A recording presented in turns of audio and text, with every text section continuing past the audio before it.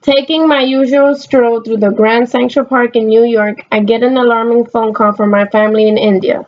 I answer the phone and am shocked to hear that my aunt panting and sobbing. Barely able, she tells me that my mom has suddenly grown extremely ill and the doctors are not able to help her.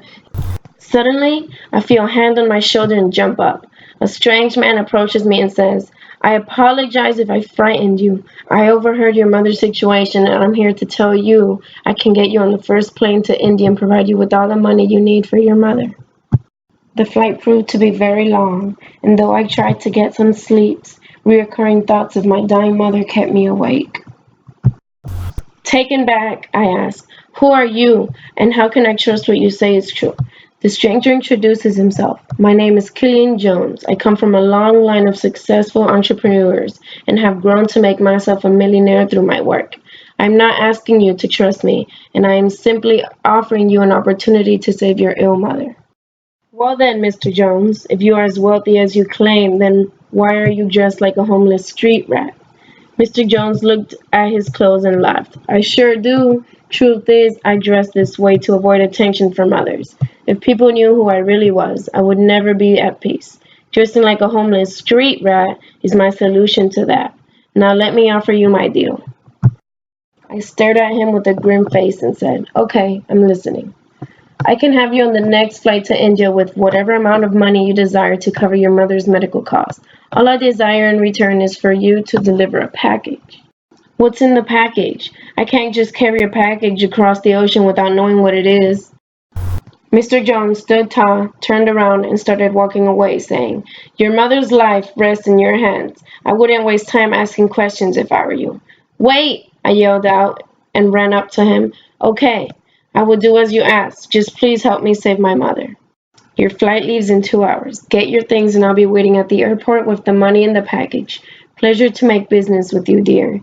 We shook hands to seal the deal, and in an instant I got home.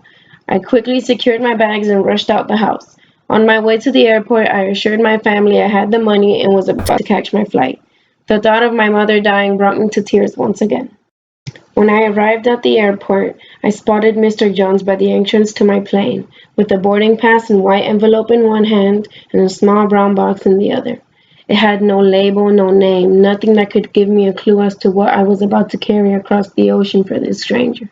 Mr. Jones bid me farewell, and with a stern face, warned me, Under no circumstances are you to open the box.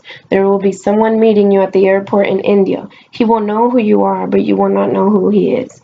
Give him the box and he will give you the rest of the money, no questions asked. I was so desperate to save my mother's life, I accepted the package and prayed to God that Mr. Jones was an angel sent from heaven to help my mother's life. This was testing my faith in God and humanity. The flight was packed and there was a screaming baby that would not shut up. My nerves were wrecked. Finally, after some time, the mom was able to quiet the baby, and after a while, I was able to fall asleep. I awoke to an announcement stating, Fasten your seatbelt and put your seats in upright position. We will be landing in 15 minutes.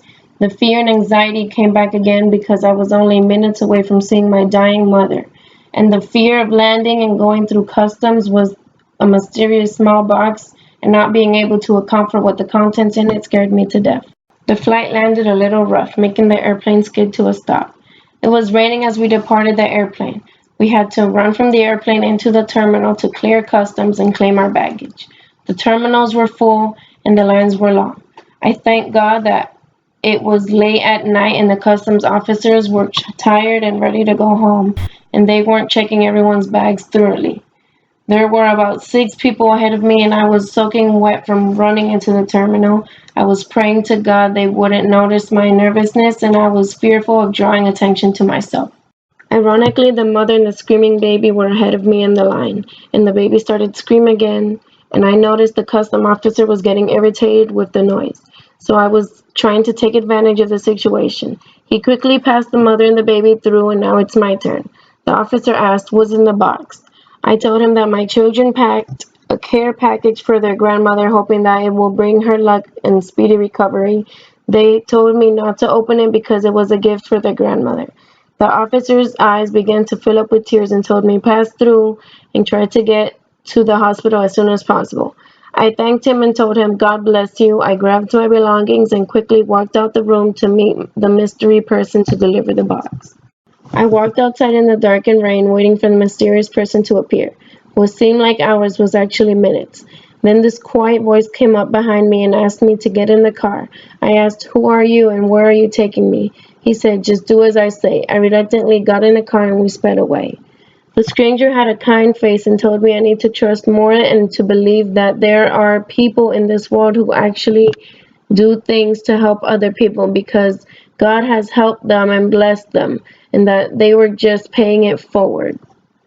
He told me his name was Larry Jones, and Mr. Jones was his brother, and that a long time ago their mother was dying and that they didn't have the money to save her life, and that they promised God that if they were to ever become rich, that they would try to help others. He told me to open the box, and to my surprise, it was a check for $1 million. I broke down crying and I couldn't stop.